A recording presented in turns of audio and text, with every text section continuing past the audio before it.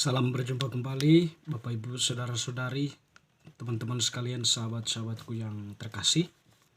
Pada kesempatan ini saya mengajak kita kembali lagi mempersiapkan sedikit waktu kita untuk mendengarkan sabda Tuhan yang kita ambil dari Penginjil Markus bab 6 ayat 1 sampai 6a. Yesus ditolak di Nazaret. Kemudian Yesus berangkat dari situ dan tiba di tempat asalnya, sedang murid-muridnya mengikuti dia. Pada hari Sabat, ia mulai mengajar di rumah.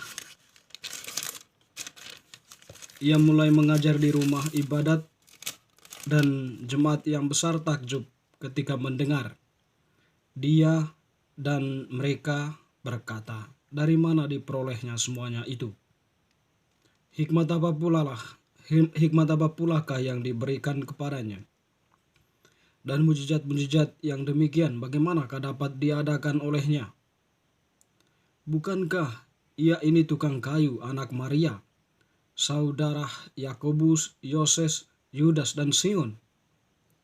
Dan bukankah saudara-saudaranya yang perempuan ada bersama kita?" Lalu mereka kecewa dan menolak dia. Maka Yesus berkata kepada mereka, "Seorang nabi dihormati di mana-mana, kecuali di tempat asalnya sendiri, di antara kaum keluarganya, dan di rumahnya. Ia tidak dapat mengadakan satu mujizat pun di sana, kecuali menyembuhkan beberapa orang sakit dengan meletakkan tangannya atas mereka." Ia merasa heran atas ketidakpercayaan mereka. Demikianlah sabda Tuhan. Terpujilah Kristus. Teman-teman sekalian, Bapak Ibu Saudara-saudari, Penginjil Markus yang telah kita dengarkan tadi mengisahkan tentang Yesus yang ditolak di Nazaret, tempat asalnya, tempat dia dibesarkan, bersama Maria ibunya dan juga Yosef. Dalam peristiwa penolakan itu terjadi di rumah ibadat, di mana Yesus dipercayakan untuk mengajar, dan tentunya juga dalam hal itu membacakan kitab hukum Taurat, karena itu adalah hari Sabat. Lalu kemudian mempunyai kesempatan juga untuk memberikan atau mengajarkan kepada orang yang hadir pada waktu itu, orang-orang Nazaret. Yang menarik bahwa kecurigaan orang-orang setempat kepada Yesus menjadi sebuah titik tolak mereka untuk tidak menerima kehadiran Yesus. Kecurigaan itu nampak pada pertanyaan-pertanyaan mereka terkait dengan siapa itu Yesus, latar belakangnya, dari mana, dan apa pekerjaannya. Jadi pertama-tama mereka mengatakan, dari mana dia memperoleh semuanya itu. Ketika mendengarkan Yesus yang mengajar, banyak jemaat yang takjub. Tetapi ketakjuban itu dipertanyakan, dari mana diperolehnya semuanya itu? Dan hikmat apa pula? Demikian pun dengan mujizat-mujizat yang dilakukan Yesus. Mereka mempertanyakan dari mana dia memperoleh semuanya itu. Lalu kemudian mereka kembali kepada situasi keluarganya. Bukankah ia ini tukang kayu, anak Maria? Lalu kemudian dikatakan juga dia ini adalah saudara-saudara dari Yakobus, Yoses, dan Simon, dan juga saudara perempuannya juga ada bersama mereka. Artinya mereka mengenal keluarga itu sedemikian rupa, sehingga ketika Yesus tampil dengan ketakjubannya tadi, kata-katanya dan mujizat-mujizatnya, mereka mempertanyakan itu. Dari mana dia memperoleh semuanya itu?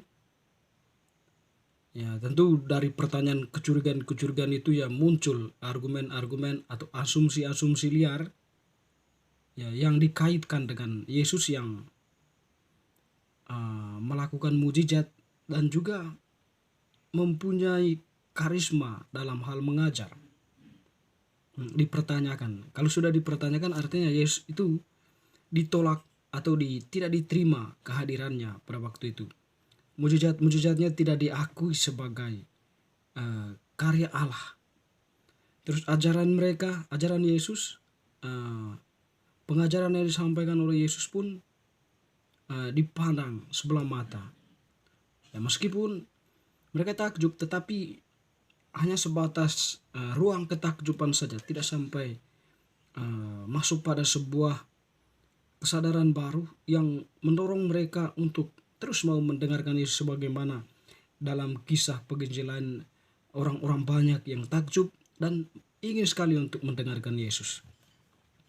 Nah, karena itu Yesus kemudian merasa heran ya dengan situasi seperti itu, dan lalu kemudian menyampaikan pernyataan bahwa seorang nabi itu ya dihormati di mana-mana tadi, di mana-mana Yesus dihargai, diterima ya dengan dengan sebuah spirit yang dimiliki Yesus.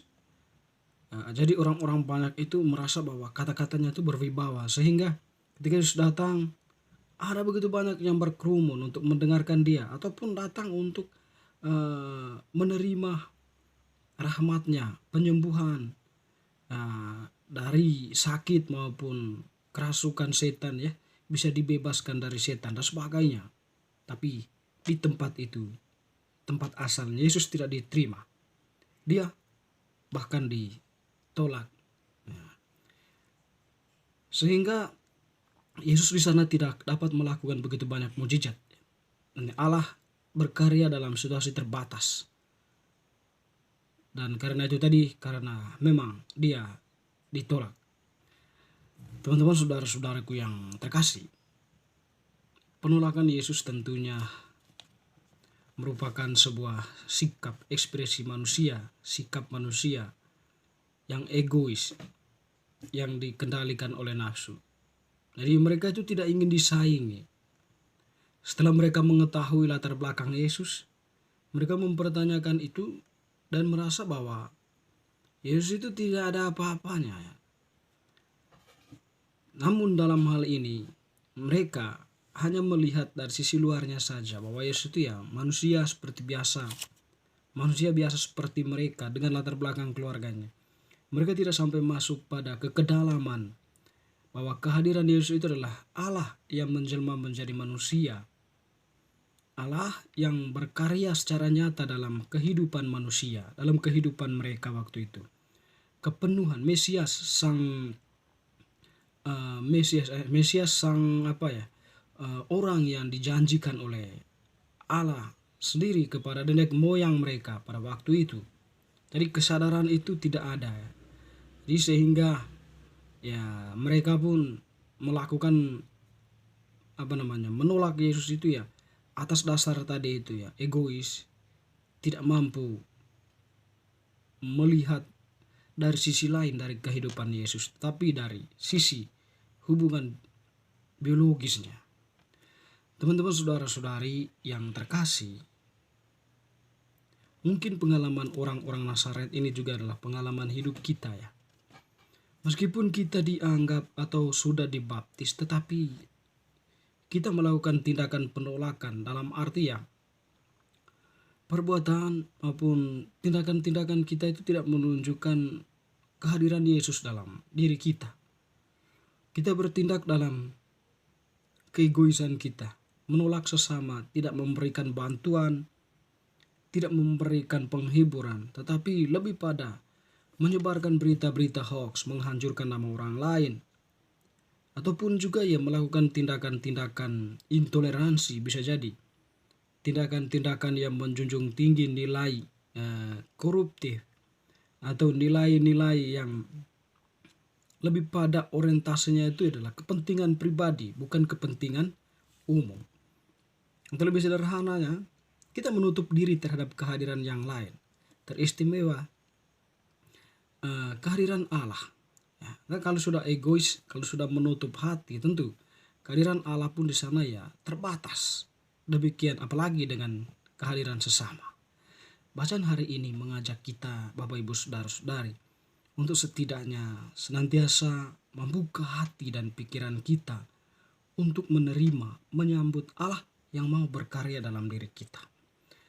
Dalam hal ini, membangun sikap doa, mengikuti perayaan Ekaristi, pendalaman iman, dan sebagainya adalah sarana-sarana yang setidaknya membantu kita untuk semakin mendekatkan diri dengan Allah, yang memampukan kesadaran kita itu bangkit sehingga sungguh-sungguh percaya bahwa Allah itu mau berkarya dalam diri kita.